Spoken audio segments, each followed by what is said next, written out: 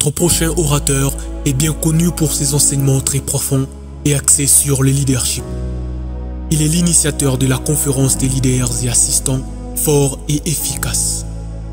Un projet qui travaille sur l'amélioration des relations entre le leader et sa ceinture et au renforcement des capacités et de la loyauté des assistants et ouvriers envers leur leader. Il est également représentant adjoint et pasteur assistant de la communauté des églises évangéliques La Conquête. Enseigner, former, équiper et motiver le corps du Christ font partie du pilier de sa vision.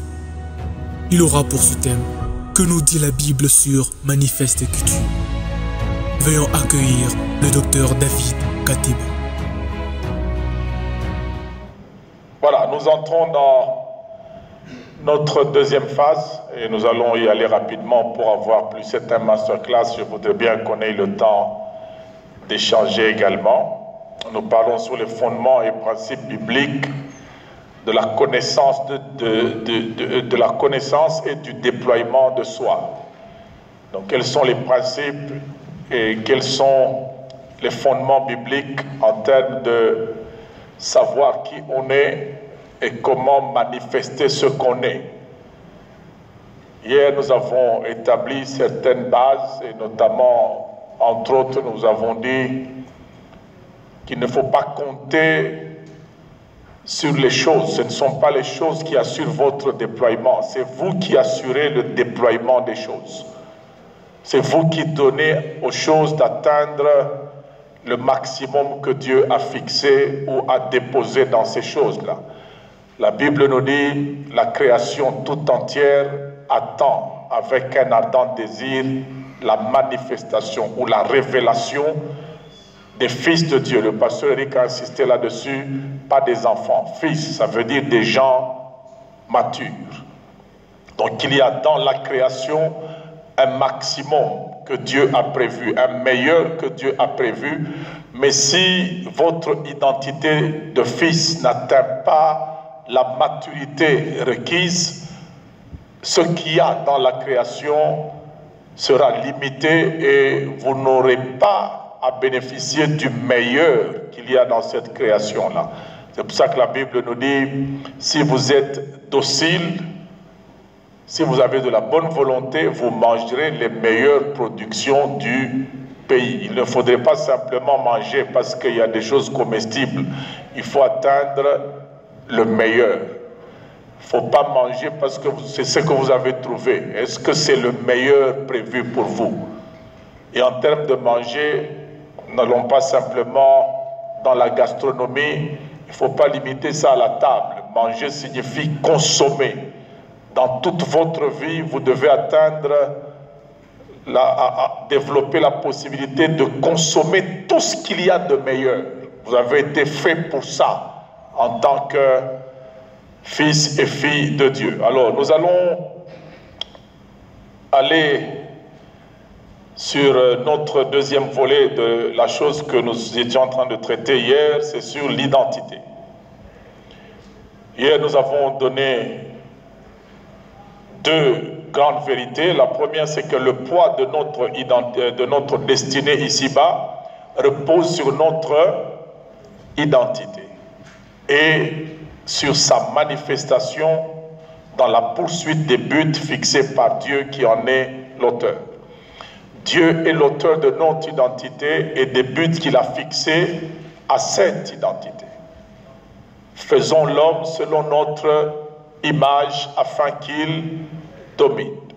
Ce n'est pas faisons l'homme afin qu'il domine.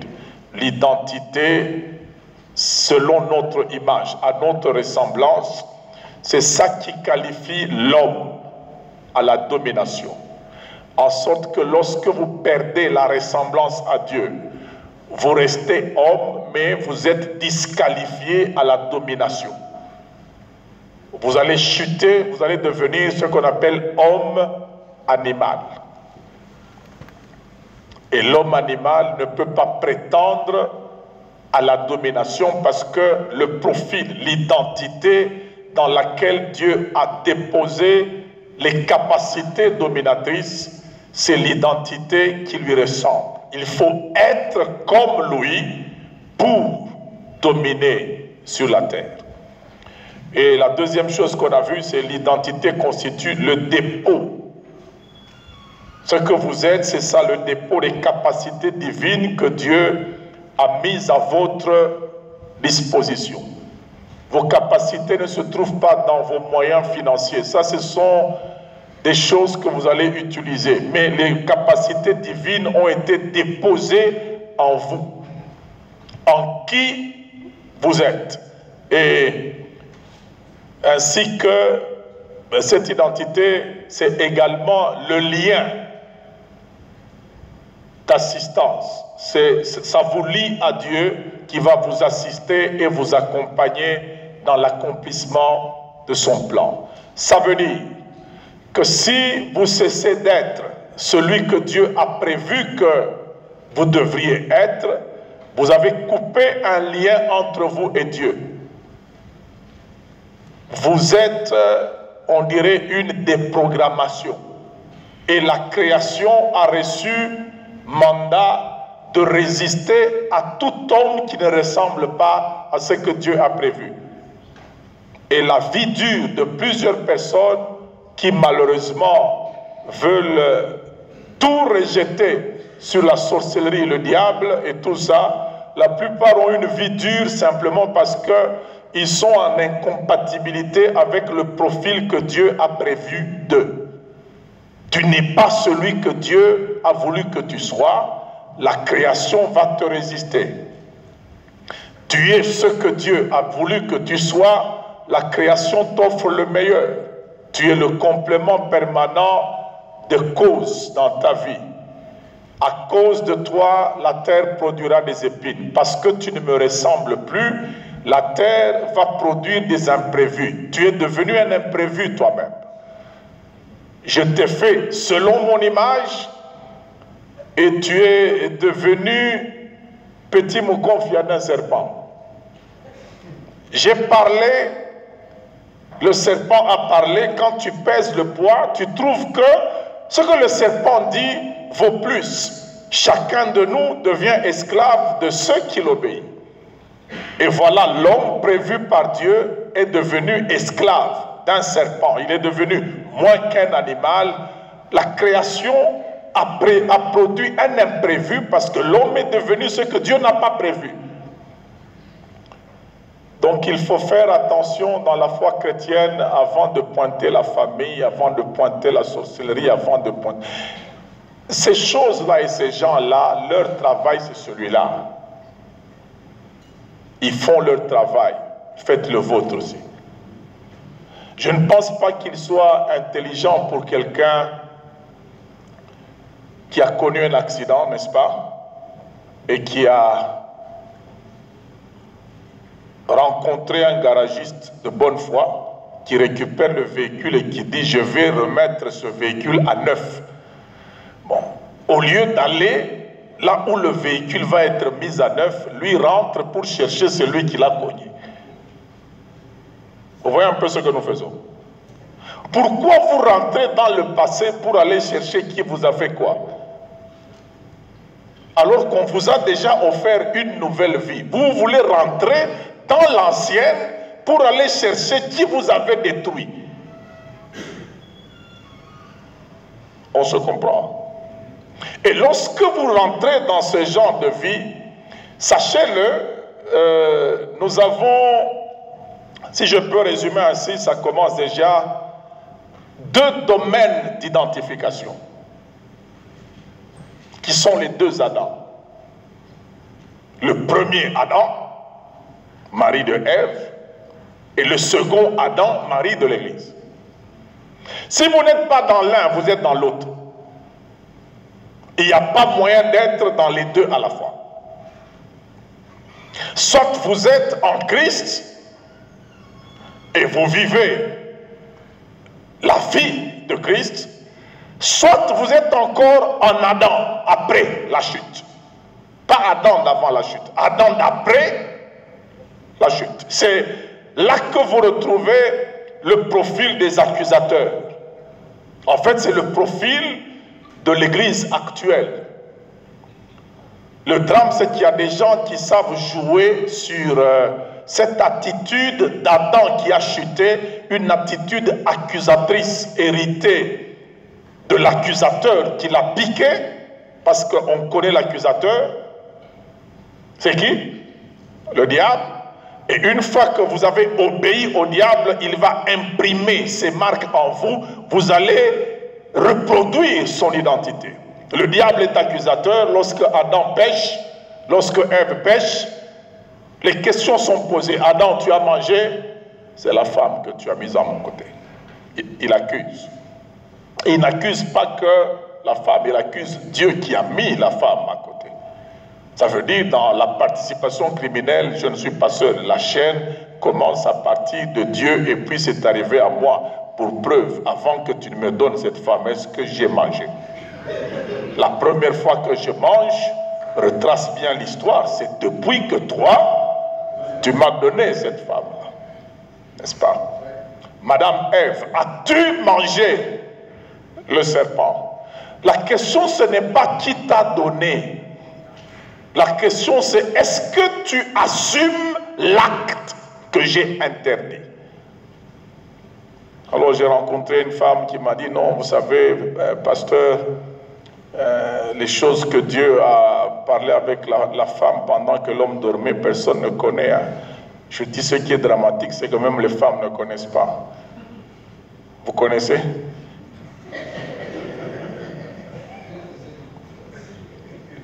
Est-ce que Dieu a dit qu'il avait parlé avec la femme? Là où la Bible se tait, taisons-nous seulement. Je lui ai dit, bon, si vous connaissez, dites-nous. Même vous-même, vous ne connaissez pas. Et nous, nous ne connaissons pas. Et vous, vous ne connaissez pas. Laissez cet épisode comme ça. Il ne faut pas créer des mythes là où il n'y en a pas. Alors, ces deux domaines identitaires, soit vous êtes sous influence d'Adam après chute et toute votre vision de la vie sera bombardée par cette chute-là, soit vous êtes en Christ et vous assumez la nouveauté de vie en Christ avec tout ce qu'il y a comme grâce, comme autorité, comme capacité de bâtir un avenir qu'on ne peut pas détruire. Je bâtirai mon église et les portes du séjour des morts ne prévaudront point contre elle. Alors, je voudrais, pour chuter, parler des crises. Je vous ai promis qu'on allait voir que la crise mère, la crise qui est la mère ou à l'origine de toutes les crises, c'est la crise identitaire. Notez ça. La crise mère de toutes les crises de l'humanité est celle liée à l'identité. Lorsque les questions identitaires, les questions liées à l'être ne sont pas résolues, toutes les autres crises vont être alimentées par le manque de solutions dans l'affaire de l'identité. Notez également cette deuxième phrase. Face à toute forme de crise, la question « qui suis-je » doit toujours précéder « que dois-je faire ?» Je répète, face à toute forme de crise, la question « qui suis-je » doit toujours précéder « que dois-je faire ?» Je vais expliquer, notez la troisième chose, elle est beaucoup plus longue que les deux premières. La première, c'est que la crise mère de toutes les crises de l'humanité est celle liée à l'identité. Donc lorsqu'il y a crise d'identité, cette crise c'est comme un cancer, ça va se métastaser, ça va entrer dans tout le reste des domaines lorsque vous souffrez de l'identité. Lorsque vous ne savez pas qui vous êtes, ou lorsque vous savez qui vous êtes, mais vous ne vous mettez pas à la hauteur fixée par Dieu, ça va se métastaser, ça va créer des problèmes dans tous les autres domaines de votre vie, parce que nous avons vu que l'identité, c'est le dépôt dans lequel Dieu installe les capacités qu'il a mises à notre disposition, et c'est également le lien via lequel il nous assiste et nous accompagne dans son plan. Tu es prévu pour être prophète et tu voudrais devenir apôtre, tu as faussé le rendez-vous. Tu coupes le lien d'assistance. Dieu a prévu d'assister un prophète, toi tu es dans la ligne apostolique. Tu peux avoir toutes les capacités miraculeuses possibles, les gens t'acclament. Mais toute course qui a été faite hors ligne, de l'autre côté, vous ne recevez rien. C'est pour ça qu'il faut comprendre que votre utilité par rapport aux hommes se définit en votre capacité de répondre à leurs besoins, mais votre utilité par rapport à Dieu, c'est l'obéissance à la ligne qu'il vous a donnée. En sorte qu'il y a des gens qui peuvent être utiles aux hommes. Ils répondent aux besoins ponctuels des hommes, mais inutiles à Dieu parce qu'ils ont quitté la ligne. Parle au rocher, il frappe au rocher. Il a donné de l'eau, n'est-ce pas? Il a répondu aux besoins, mais Dieu lui a dit, passe un peu de ce côté, tu n'entres pas. Tu as quitté la ligne. Donc toute notre importance devant Dieu, ce n'est pas notre manière de répondre aux besoins des autres. Notre importance devant Dieu, c'est d'abord de lui obéir. Dieu peut répondre aux besoins des autres par miséricorde. Vous avez fait un dégât, mais Dieu est tellement miséricordieux que toi qui as fait des dégâts, là, Dieu passe par toi pour résoudre les problèmes des autres et tu confonds la résolution de ces problèmes par toi avec l'approbation de Dieu. Comme c'est passé par toi, tu as l'impression que Dieu a approuvé mes dégâts. Parce que si il ne m'avait pas approuvé, il ne serait pas passé par moi quand même. David a gagné la guerre dans laquelle il a tué Uri. N'est-ce pas? Ça s'est soldé par quoi? Israël est sorti vainqueur.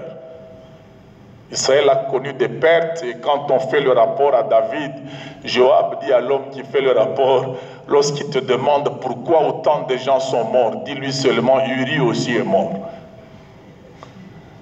Ça veut dire, j'étais obligé de sacrifier trop de gens pour que je tue le gars que tu ne veux pas voir vivre. Et David a dit, ah ok, l'épée frappe tantôt l'un, tantôt l'autre. La guerre a été gagnée. Tu peux gagner beaucoup d'argent par prostitution. C'est à toi, tu as gagné. Mais Dieu n'a pas approuvé la prostitution. On est ensemble. Après avoir fait un dégât, tu peux même être sauvé par Dieu d'un danger après le dégât. Ça ne finit pas que Dieu a approuvé les dégâts. Et nous tombons souvent dans cette affaire-là. Alors, sachez-le, on va voir ça à la 3e ligne.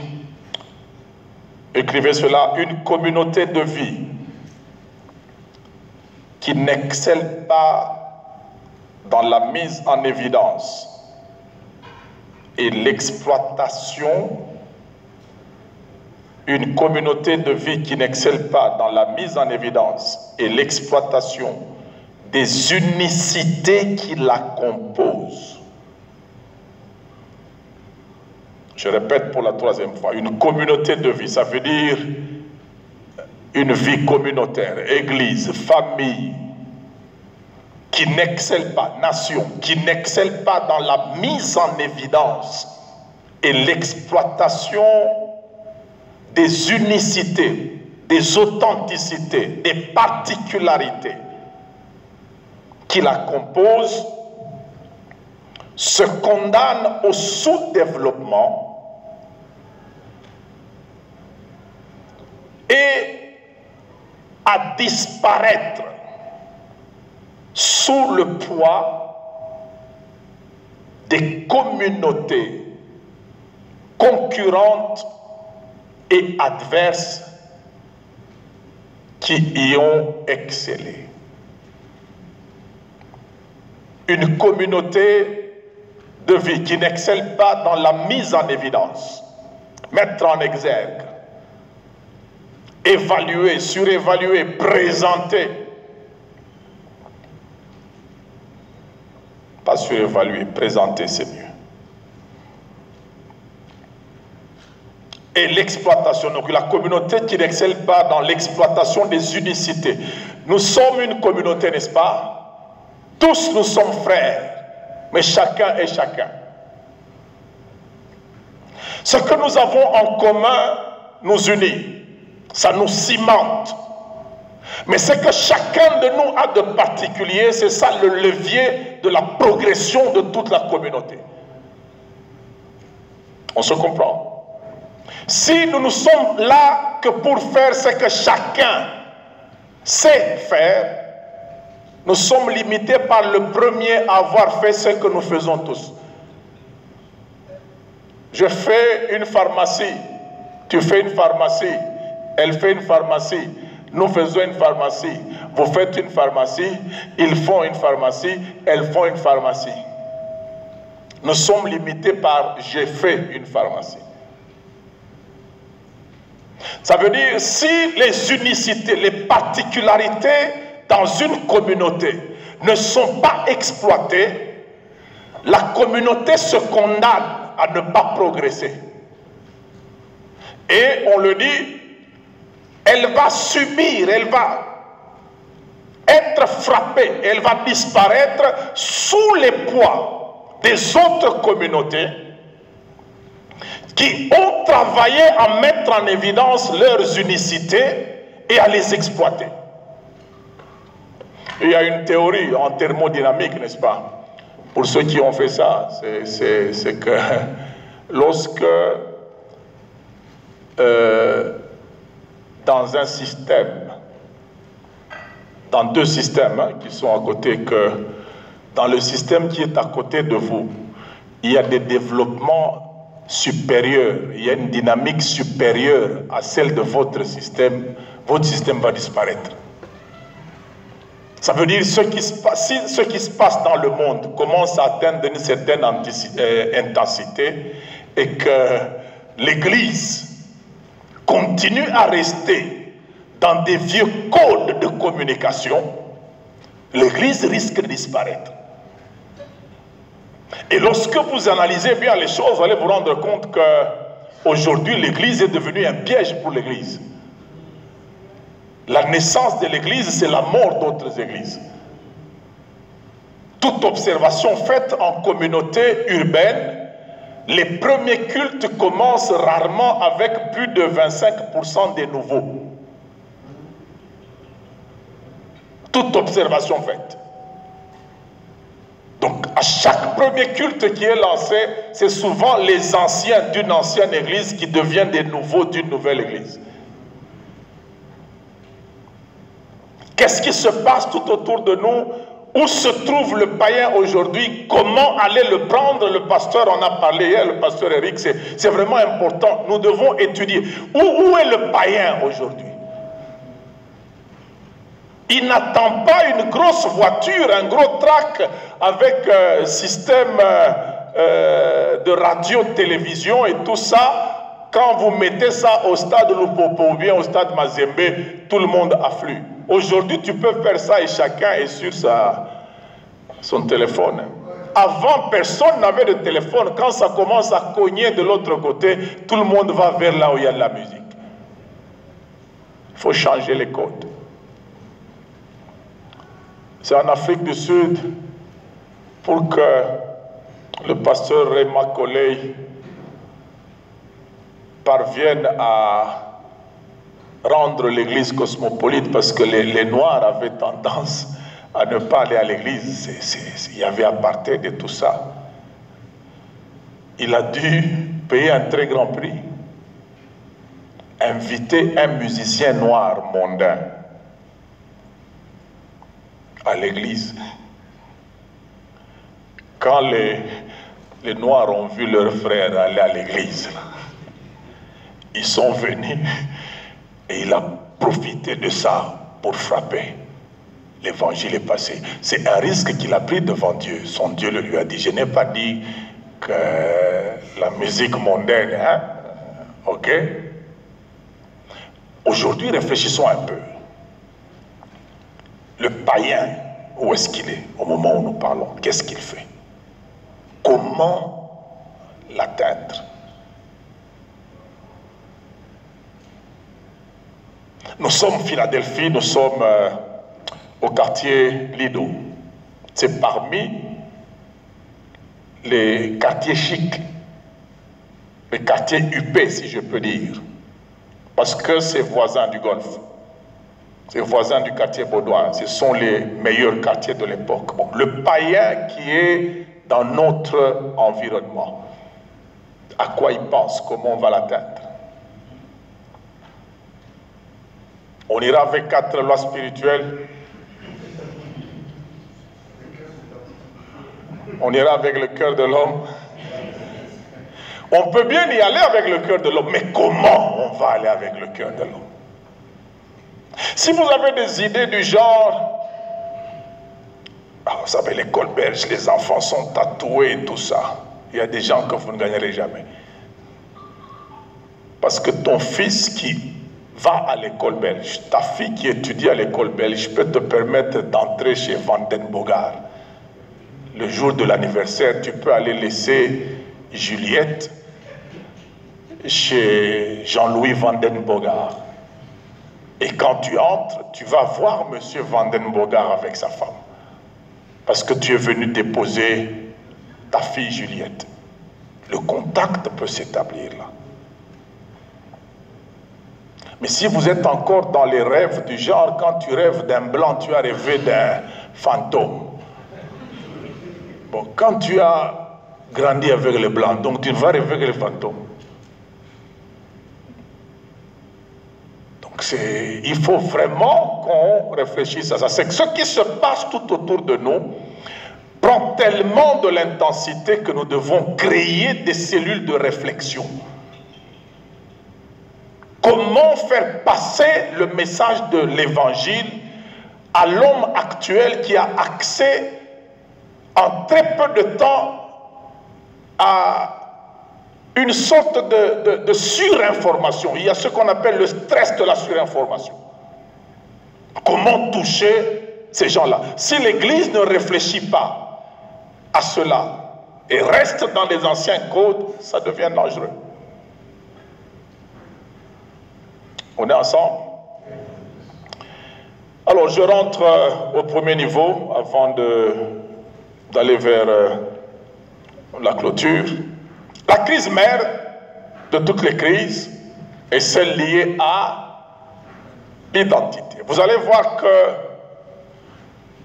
les attaques que l'ennemi lance dans ces deux domaines identitaires, Adam, mari de Ève, et Adam, mari de l'Église, ces attaques, c'est avant tout d'ordre identitaire. Dieu a-t-il réellement dit si vous mangez ceci? Oui, Dieu a dit et tout ça. C'est faux. Si vous mangez, vous serez comme des dieux. C'est que c'est une affaire d'être comme, une affaire d'identité. La chute de l'humanité trouve sa racine là. Proposition d'être ce qu'on est déjà. Faisons l'homme selon notre image. Et puis on vous propose d'être comme Dieu. C'est une porte qu'on enfonce, elle est déjà ouverte. Lorsque tu commences à chercher ce que tu as, c'est que tu ne l'as plus. Dieu a fait l'homme à son image et Satan a proposé à l'homme d'être comme Dieu par une voie que Dieu n'a pas prévue. Pour être comme Dieu, on ne mange pas. On est de Dieu. On est créé ainsi par Dieu. On y croit. Il ne faut pas aller manger quelque chose pour devenir comme Dieu. C'est déjà fait par le fait que j'ai été créé par celui qui a dit faisons l'homme selon notre image. Mais on vient me proposer d'être en mangeant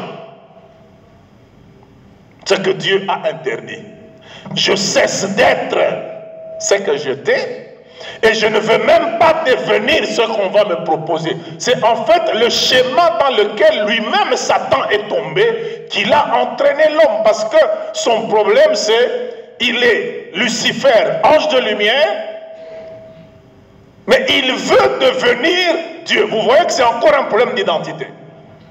La chute au ciel tourne autour de ça. Il y a quelqu'un qui est créé ange, mais qui ne veut plus être ange. Bon, la question qu'il faut se poser, tu voudrais être Dieu, qui fera ça? Parce que celui qui t'a fait ange ne peut pas lui-même se tuer et faire de toi Dieu, parce que s'il fait de toi Dieu, il disparaît, il va perdre sa camp. Et dans ce jeu d'identité, un mauvais jeu que l'ennemi a joué sans le savoir, il est Lucifer. Il veut être Dieu. Il cesse d'être Lucifer. Il ne devient pas Dieu, il devient Satan, un imprévu. Et Satan est le plus grand danger de lui-même, avant d'être notre danger. Satan a beaucoup de problèmes avec lui-même. C'est ça que vous ne mettez pas en tête lorsque vous passez votre temps à penser, oh, il y a des réclamations. Satan a trop de problèmes avec lui-même.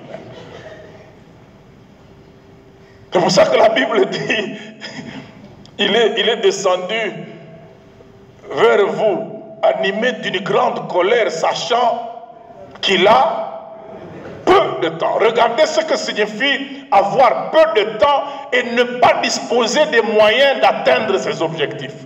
Qu'est-ce que ça crée?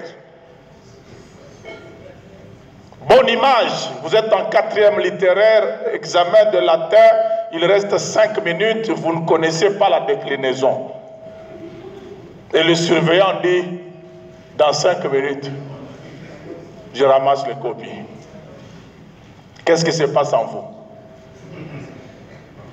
Si vous êtes une fille, les menstrues commencent. Si vous êtes un homme, parfois il y a des éjaculations précoces qui se font. Maintenant, prenez l'adversaire, mettez-le dans cet état-là, animé d'une grande colère. Et le drame, c'est que colère et force, ce n'est pas la même chose. Vous pouvez être colérique, mais faible, et on vous tabasse par plus fort. Vous avez essayé d'être Dieu, vous ne l'êtes pas devenu. Vous avez tenté Jésus au désert, vous n'avez pas réussi. Vous êtes allé à la croix, ça n'a pas donné. Et puis il reste peu de temps. La femme que vous cherchez, on lui donne les ailes d'aigle, elle s'envole très loin. Vous crachez l'eau, la terre s'ouvre, avale cette eau-là. Et vous êtes là. Il reste peu de temps. Dieu va ramasser les copies. Et malheureusement, c'est un esprit hyper occupé à tenter. Pas il réussit, il tente. C'est cet esprit-là que nous craignons. Et même dans sa manière de tenter, il n'y a aucune assurance. Il est un peu comme la PCR. Quand ils sortent, ils ne savent pas qu'ils vont arrêter. La Bible dit, il est comme un lion rugissant, pas sachant qu'il dévorera, cherchant. Vous voyez que... Non, quand même, hein? C'est pour ça que, Pasteur Eric, que Dieu te bénisse. Ces choses-là, des imprécisions, montent dans la prière.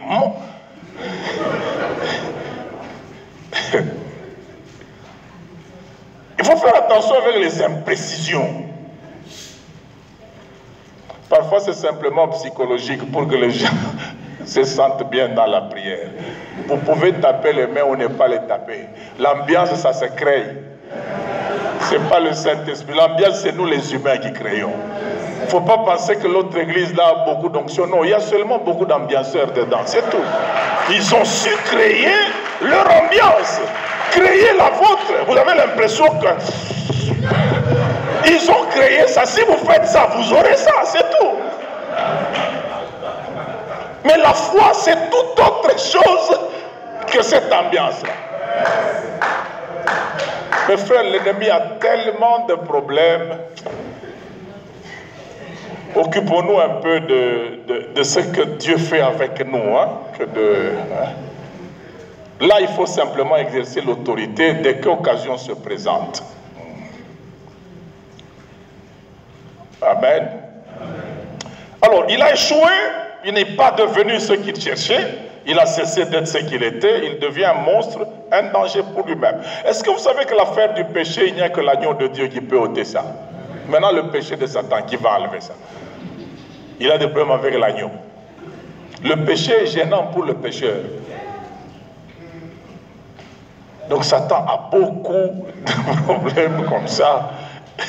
Moi, je me souviens, on m'a dit, on lit beaucoup de messages, on dit qu'on va t'empoisonner. J'ai dit, bon, on me dit, fais attention. Je dis, non, ne me dites pas fais attention. Dites-moi, faire attention, c'est quoi? Quelle est la consistance de faire attention? Si je dois faire attention, même toi qui me parles là, je dois me méfier de toi. Je ferai attention à quoi? Au micro? Je ferai attention au poignet? Je ferai attention au manger? C'est une question résolue. Ils prendront des breuvages mortels. Ils saisiront des serpents. Ça veut dire qu'ils seront face à des dangers, mais Dieu est la seule garantie. Vous voulez que je fasse quoi, mes frères? Moi, je n'aime pas vendre ma liberté à quelqu'un. Je n'accepte pas. Christ m'a affranchi. Cette crainte et cet amour que j'ai pour Christ qu'il m'a donné, c'est tout ce que j'ai comme garantie. Un jour, on était à Mbujimaï à l'époque de Korongo. Il fallait quitter Mbujimaï. Un avion de Korongo avait frôlé un crash. Il fallait qu'on prenne le même avion. Un frère dit, hey, pasteur, ça fait un crash. Ça allait faire un crash. Je dis, ok. Et pasteur, tu vas monter. Je dis, tu penses que Dieu, pour qu'il me prenne, il attendra que je monte l'avion? Il peut me prendre sur le tarmac. Moi, quand j'entre dans l'avion, j'entre dans Matthieu 28. Allez et faites de toutes relations les disciples. Dès que ma conviction me dit descends de l'avion, je descends. C'est pour ça que la Bible dit ne crains rien. Alors, cette affaire d'identité, ça revient avec Christ à la croix, et plutôt au désert. Si tu es le Fils de Dieu, transforme ces pierres en pain. Combien de fils de Dieu sont déjà tombés dans cette affaire-là? Ou pour se sentir enfants de Dieu, il leur faut une certaine aisance matérielle. Jésus a faim. Il a 40 jours sans manger. Attention, la Bible ne dit pas là sans boire. Il ne faut pas aller essayer de faire 40 jours sans manger ni boire. La Bible dit il n'a pas mangé 40 jours. On n'a pas parlé de boire. Il y a des gens qui sont morts, je vous dis la vérité. Il eut faim. On n'a pas parlé de boire. Il ne faut pas essayer de faire 40 jours sans manger ni boire. Attention. Oh Moïse, quand Moïse arrivait là, est-ce que vous savez que Moïse, les Hur et les Aaron avaient mangé avec Dieu? Qui avait préparé? Moïse ne nous a pas dit ce qu'il mangeait là-bas. Hein? Dieu s'est préparé, Dieu a des garde-robes là-bas. Jésus est mort tout nu, il ressuscite habillé. Faites attention. Alors on lui dit, si tu es fils de Dieu, change ces pierres en pain. Est-ce que Jésus manquait de cette capacité? Non. Mais Jésus sait que je ne peux pas me sentir fils de Dieu simplement quand les pierres vont devenir des pains par le pouvoir des miracles. Je suis fils de Dieu. Je me sais fils de Dieu avec un creux dans le ventre, tout comme avec un ventre plein. Ce n'est pas ça qui change mon identité. Tu es fils de Dieu même si tu es sur une moto. Pour venir à Climax, il ne faut pas commencer à regarder les gens comme s'ils te trouvent moins, parce que tu es venu à pied. Pour aller à l'église, il y a des gens aujourd'hui, non,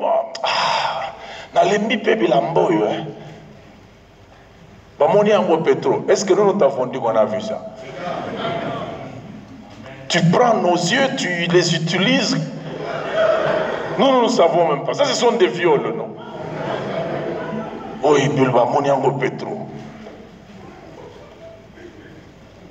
Nous, pasteur Chanja Kanan, on moni, j'ai mis un message mingi.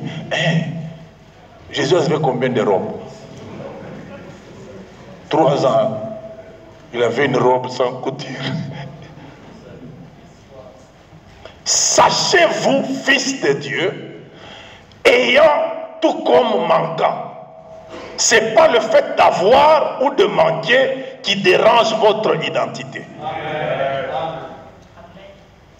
Ayez ça à l'esprit. Que vous ayez 0 sur votre compte. Que vous ne soyez pas aussi belle que celle dont tout le monde parle. Vous êtes enfant de Dieu. Si vous cherchez autre chose pour vous sentir enfant de Dieu, vous avez mangé le fruit défendu. Et tout ça, ça entre dans les définitions des choses comme la réussite. La réussite, pour moi, ça n'engage que moi. Il n'y a ni réussite ni échec avant que la fin ne soit sonnée. Il y a soit progrès, soit défaillance.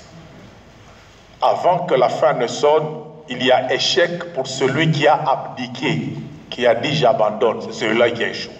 Mais si une personne n'a pas encore abandonné, que la fin n'a pas sonné, la personne n'a pas échoué, elle a été défaillante. Et si tu as réalisé des progrès évidents, ne dis pas que tu as réussi parce que la fin n'a pas encore sonné. C'est pour ça que la Bible dit, ne te glorifie pas du lendemain. Tu ne sais pas ce qu'un jour peut enfanter. Amen. Deuxième niveau, nous allons rapidement. Face à toute forme de crise, la question « Qui suis-je » doit toujours précéder « Que dois-je faire ?» Je vous raconte une petite histoire qui s'est déroulée dans notre ville ici. Un jour, je reçois la petite sœur d'une amie qui est en Suisse. Elle me dit « Pasteur, j'ai un sérieux problème. Mon mari va se marier. » On était en début de semaine, le dimanche, dans telle église, alors qu'on n'a pas divorcé. Je lui dis, tu es sûr que vous n'avez pas divorcé et tu es sûr que le mariage est programmé? Il dit, il n'y a aucun problème, pasteur. J'ai tous les éléments, on peut aller. Je dis, je voudrais bien aller et trouver les choses comme tu le dis. Elle dit, pasteur, allons. Nous allons dans l'église. Je trouve un serviteur de Dieu que je connais, qui me connaît également, qui entre, qui nous voit entrer plutôt, qui nous approche, qui dit non, pasteur, entrez.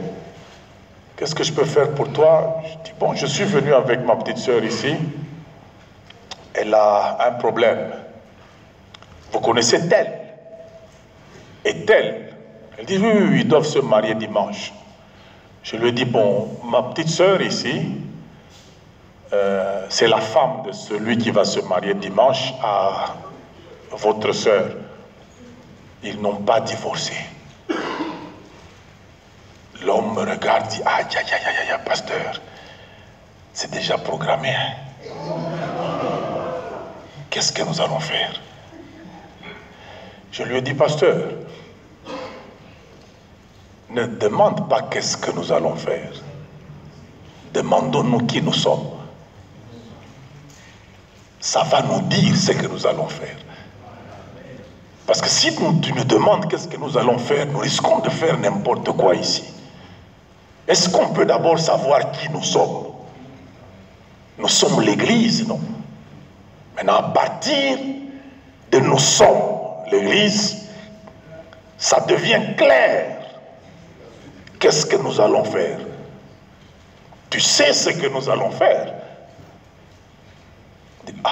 Parce que non, il n'y a pas de Nous sommes l'Église. Vous comprenez? Donc à chaque fois qu'il y a un problème, n'allez pas sur qu'est-ce que je dois faire rapidement. Assieds-toi d'abord pour dire qui suis-je? Parce qu'il y a ça à préserver. Et c'est ça qui va te donner la vision de ce que tu vas faire. Et il y a un homme que j'apprécie énormément dans la Bible, c'est Mardoché. Mardoché sait qui il est, et ce qu'il est lui dicte ce qu'il doit faire et ce qu'il ne doit pas faire. Quand il voit Aman, il ne voit pas un premier ministre. Il voit un Agagite. Ça retombe chez les Amalécites. Et en tant qu'enfant d'Israël, sachant qui il sait qu'entre Amalek et Israël, il y a guerre de génération en génération. Si je me mettais à genoux devant Aman, ça veut dire j'ai perdu la guerre sans me battre. Ce n'est plus ma race. Souvenez-vous que lorsque Aman a commencé à tomber, sa femme et son ami lui ont dit, si ce Mardoché devant qui tu as commencé à tomber est de la race des Juifs, tu ne pourras rien. Ça veut dire son identité est déjà une victoire. Parce qu'on ne peut pas en arriver au fait que toi aussi puissant, Premier ministre, un agent de l'ANER te renverse. Ça ne pouvait pas se faire. Ça veut dire, en réalité, c'est notre race qui fait notre force. C'est qui nous sommes qui nous dicte ce que nous ferons dans la bataille. C'est pour ça que lorsque nous entrons dans la bataille, je n'ai pas à craindre un passé qui va me rattraper. Je suis dans une marche d'avenir que le passé ne rattrapera jamais. Je ne me bats pas contre l'Égypte, je sors de l'Égypte. Et l'Égypte, quoi qu'il y ait des tentatives de me rattraper, ça ne va jamais arriver. Vous avez lu dans la Bible qu'Israël a été rattrapé par l'Égypte.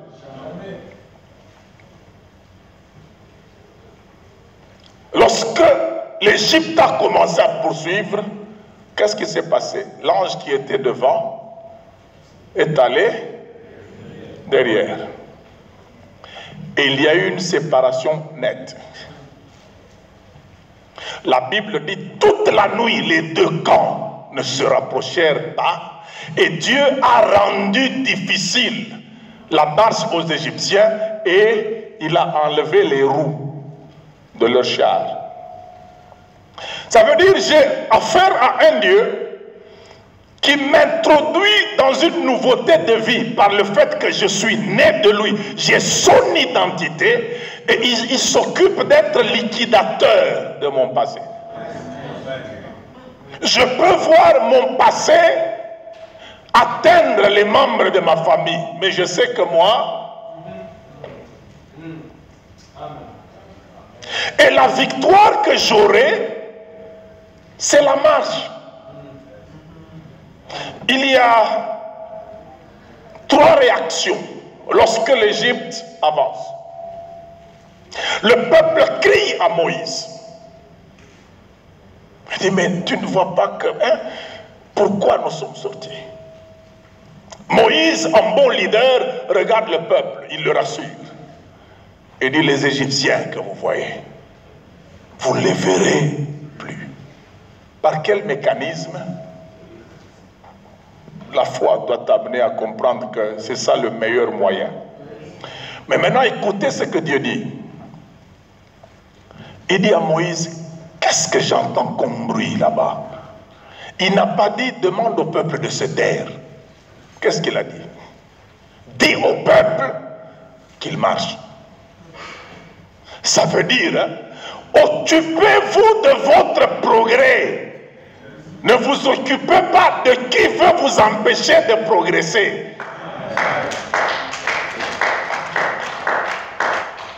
C'est la marche qui est la victoire.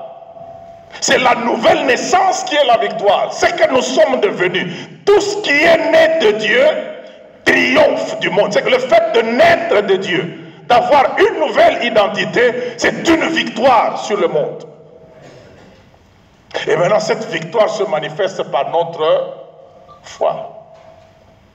Donc, comprenez que dans toute crise qui se pose, asseyez-vous pour vous poser la question d'abord, qui suis-je? Parce que souvent, l'adversaire crée des crises artificielles pour toucher à notre identité.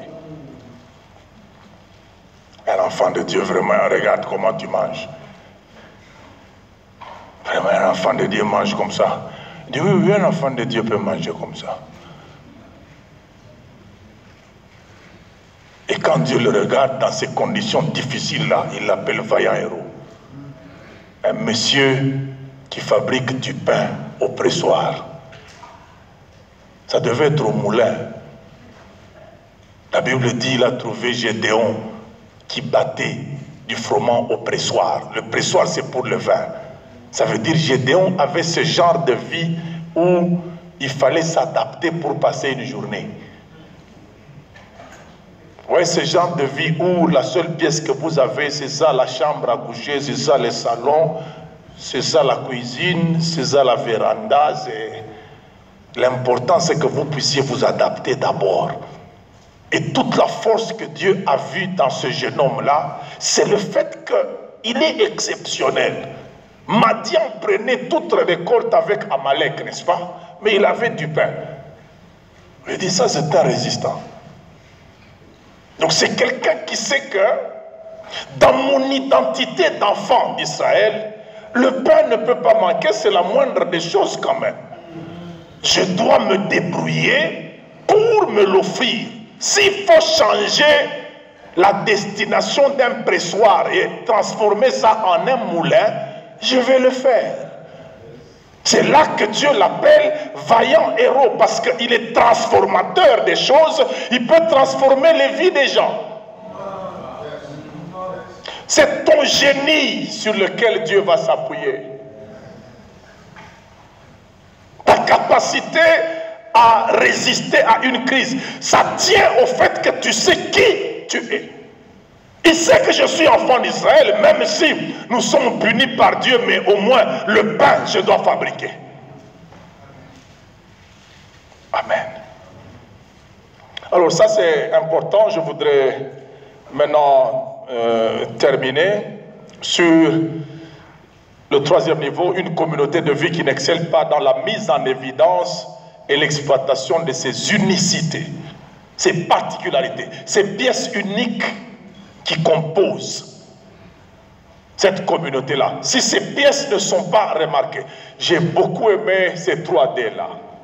Premier D, découvrir. Deuxième, développer. Et troisième, déployer. Si chacun de nous se découvre divinement, se développe divinement et se déploie divinement, le golf ici, on n'ira pas appeler les gens, ils viendront eux-mêmes à l'église. Vous devez connaître les défis de vos milieux. Philadelphie n'a pas les mêmes défis qu'une église qui se trouve au fin fond de la Catoua. Vous n'avez pas les mêmes défis. C'est les mêmes âmes qui ont la même valeur, mais qui ne réfléchissent pas de la même manière. Et ça, j'aimerais bien vous dire, sans changer l'évangile, mais il faut savoir changer les moyens de communication de cet évangile-là. Et c'est là qu'il faut découvrir des particularités des uns et des autres dans les églises. J'ai rencontré un jeune homme à Kine qui a une capacité mobilisatrice terrible. il organise des festivals chrétiens. Il a rempli le Vélodrome un jour. Donc, il fait des histoires là. Et puis à un certain moment, vous voyez les gens partir des concerts des mondains et entrent dans son festival et puis quelqu'un prêche. Les âmes sont sauvées. Par exemple, vous voulez évangéliser. Chaque dimanche, chaque samedi, il y a certaines personnes qui se réveillent le matin en training pour marcher, non? Nous ne pouvons pas marcher. Habillé en Jésus, un beau training là, Nike, avec un polo, c'est écrit Jésus, beaucoup de couleurs. On envahit le square là. Finalement, tous ces gens-là vont se poser la question, mais qu'est-ce qu'il y a aujourd'hui? Nous faisons ce qu'ils font, nous marchons, et puis à un certain moment, on appelle un frère qui chante bien, et il fait un chant terrible. Et puis bon, quelqu'un parle des choses de la vie. Et puis on donne les invitations aux gens à l'église, et puis les gens ont la preuve que être chrétien, c'est pas être attardé, arriéré, tout ça. Ces gens sont bien, non? Allons un peu à leur église. On a ce défi avec un jeune homme, je pense qu'on va arriver jusque chez vous. Nous voulons organiser une marche chrétienne. Prendre les équipes des évangélisations, parce que là où on va aller chuter, c'est en fait toucher, affecter les gens. Si vous trouvez des gens proches de votre environnement, ça va dans votre église. Mais au moins que le royaume gagne d'abord. Aujourd'hui, c'est difficile de trouver des gens sur la télé, à moins qu'il y ait Champions League. Les gens sont comme ça. Si on ne passe pas par là, on n'arrive pas à les atteindre. C'est compliqué. Mais maintenant, le problème, c'est quoi? Il faut qu'on reconnaisse les particularités des uns et des autres. Charles, mon frère, toi et moi, nous sommes la génération vidéo, non? Radio, cassette, chaîne musicale. Maintenant, il y a la génération JBL.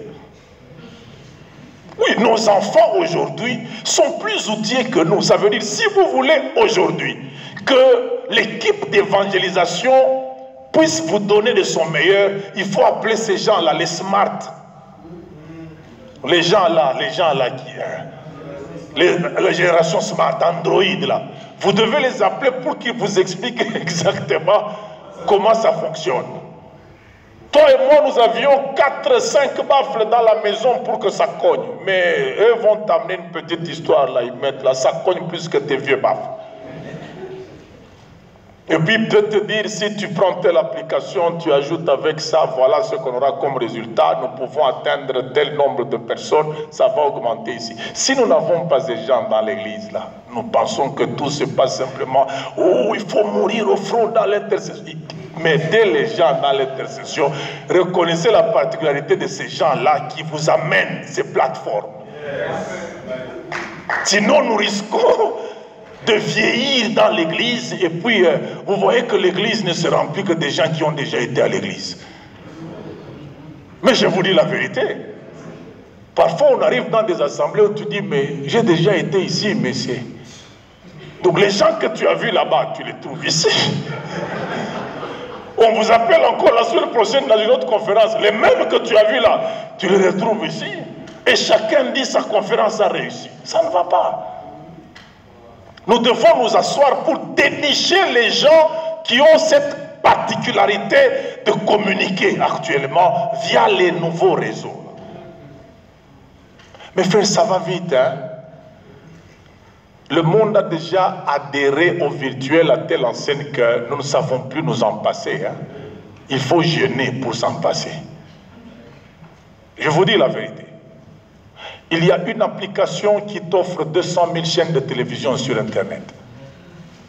Je vais télécharger. Toutes les chaînes qui sont sur Internet, ça te ramène. C'est juste un problème de vitesse. Ça veut dire, bon, ça, je parle même en homme d'affaires, hein, celui qui aura l'accès Internet le plus rapide va contrôler plusieurs consciences. Est-ce que l'Église ne peut pas s'asseoir et se dire, nous n'avons peut-être pas la fibre optique encore partout, mais il n'y a pas autre moyen pour essayer d'accélérer sur Internet et de gagner les gens? Tout ça, il faut réfléchir. On a vu que pendant Covid, le pasteur Eric vient de nous en parler, les gens qui ont fait de l'argent, c'est qui? Les gens qui avaient Zoom, les YouTube, et donc, il faut se dire que prochainement, ça peut revenir. Mais si on n'a pas réagi,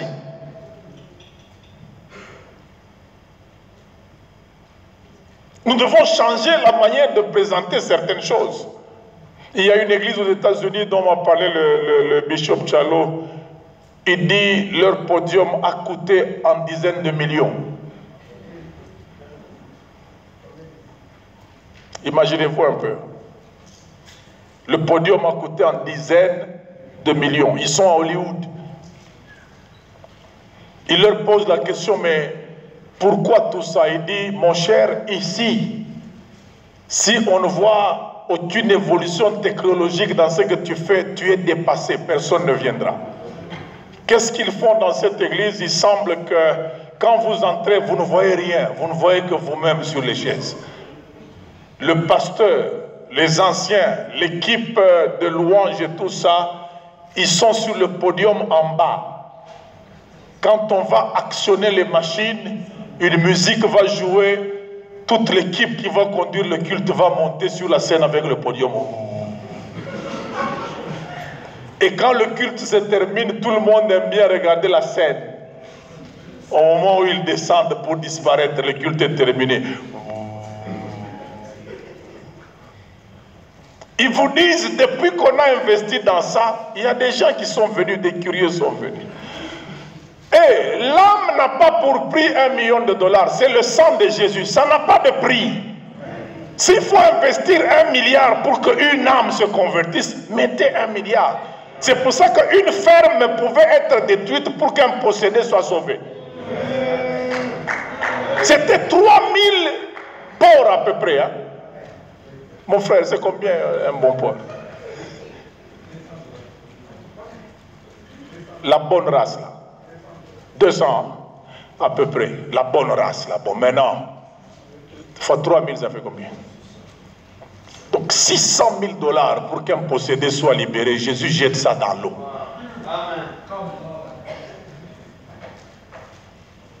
Mais nous, c'est toujours par rapport au... Hein, l'argent.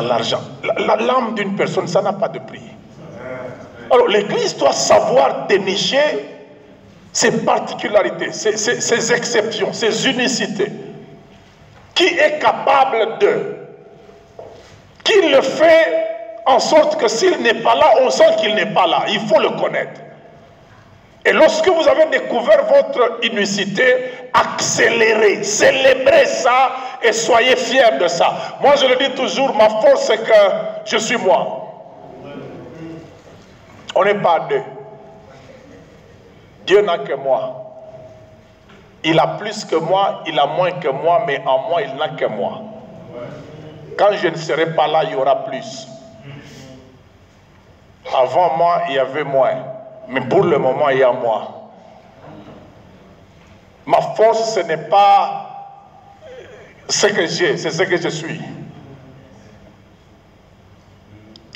Amen. Et ne nous prive pas, s'il te plaît, du meilleur de ta particularité en nous offrant les copies des autres.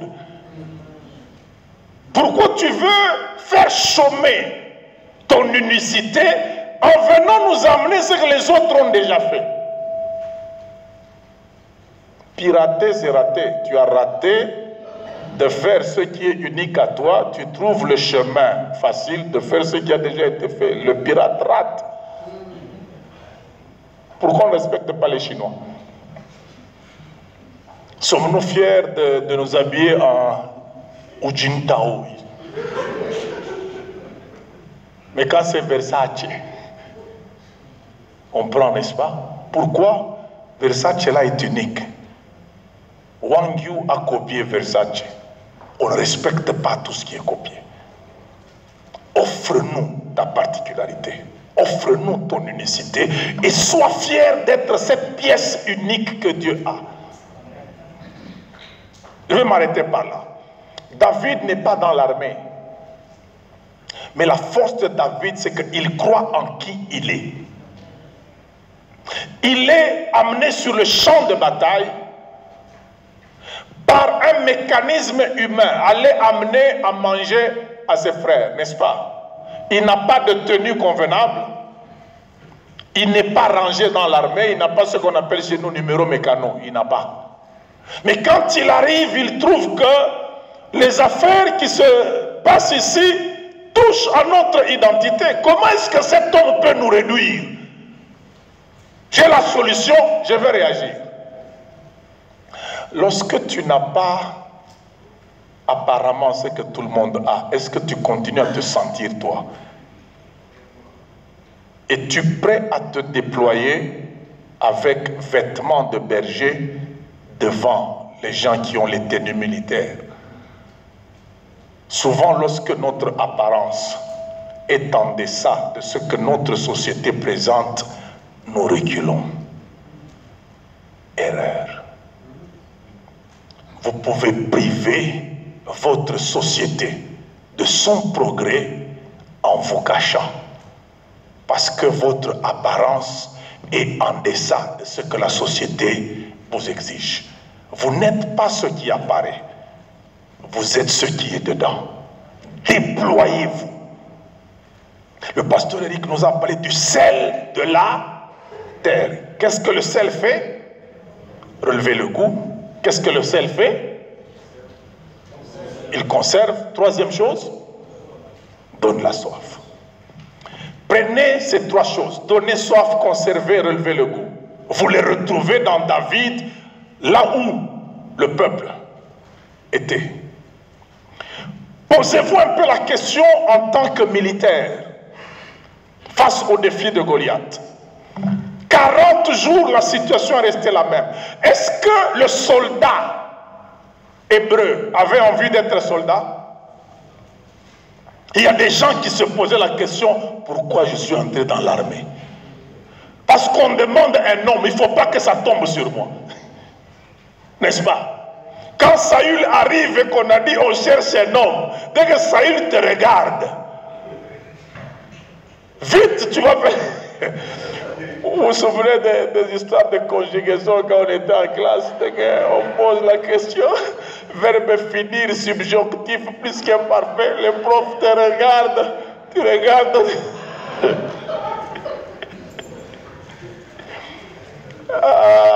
Alors quand Saül peut regarder, le soldat n'a plus courage. C'est pour ça que finalement, chacun parlait de Goliath. As-tu vu ce...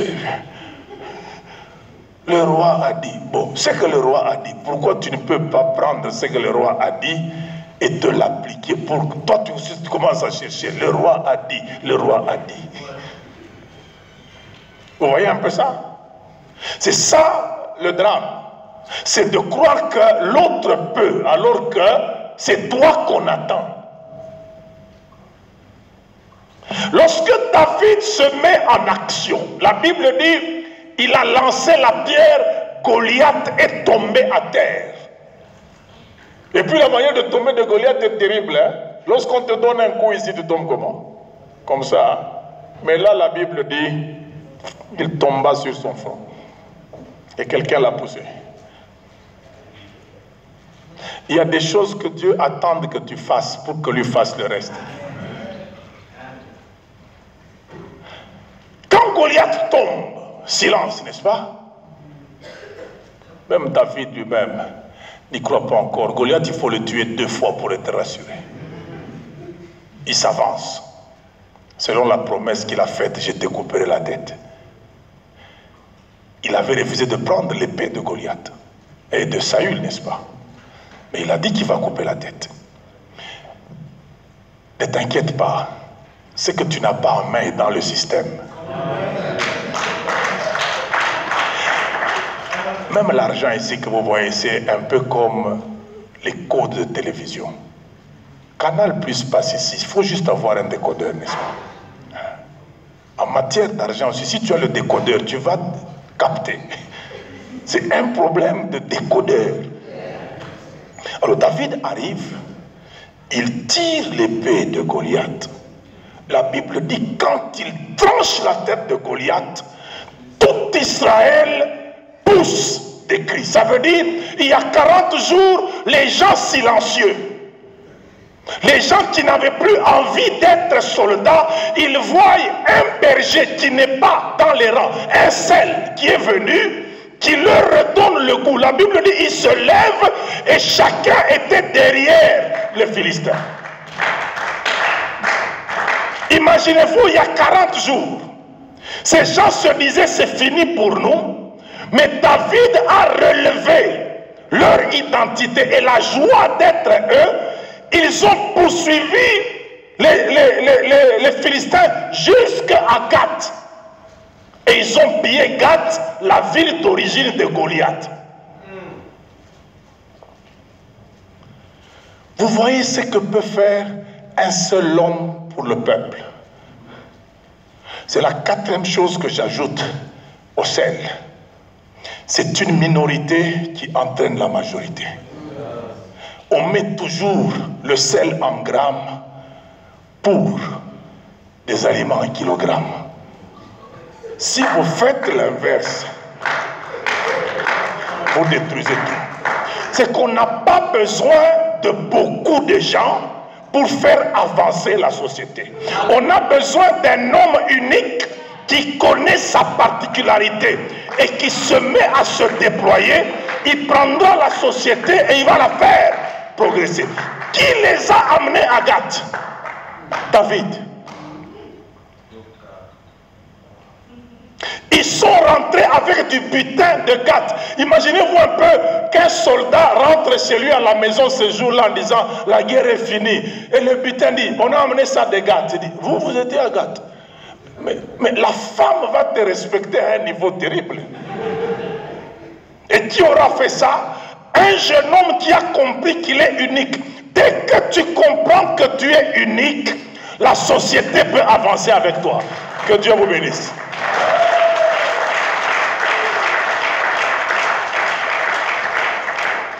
Et tout notre défi en tant qu'Église, c'est justement de travailler à mettre en évidence ces unicités. Jacob, fatigué, n'est-ce pas, avant de mourir, il aurait pu faire une bénédiction globale sur sa maison. Mes enfants, que mon Dieu vous bénisse. Mais le gars fatigué a prononcé une parole sur chacun de ses enfants, sachant qu'ils sont Israël, mais chacun est chacun. Ce qu'il dit à celui-ci, il ne le dit pas à celui-là. C'est pour ça que nous devons travailler à mettre en évidence nos unicités, nos particularités. C'est ça qui permettra à la société de pouvoir avancer, à l'Église d'atteindre son meilleur. La Bible nous dit, nous sommes des pierres de différentes formes pour l'édification du corps de Christ. Que la grâce de Dieu vous soit multipliée.